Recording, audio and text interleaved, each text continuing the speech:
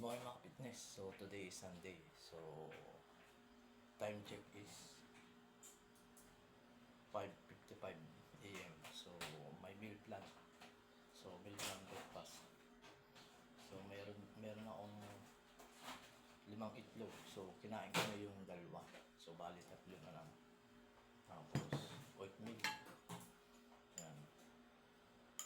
Instant oatmeal tsaka yung scramble egg na with na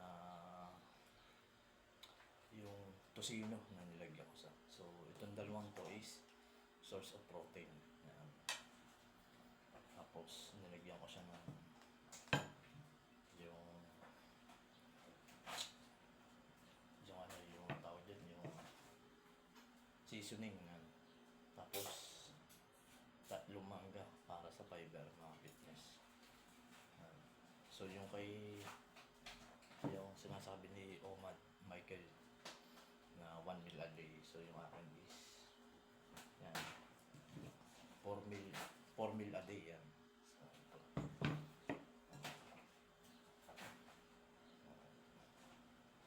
So ang remaining calories ko is 1,700 calories. So yung calories ko yun. So yun yung aking maintenance. Nasa depende sa timbang, sa weight tsaka sa height. Pero yung aking remaining yan.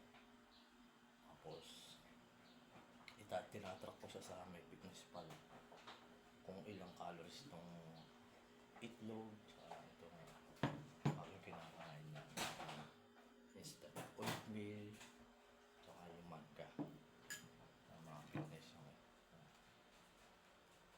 so kaya maaga.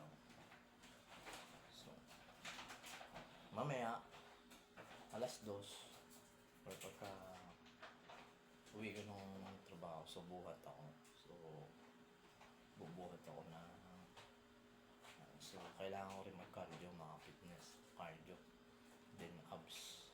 Yan. So titrain ko yung abs ko tsaka yung cardio.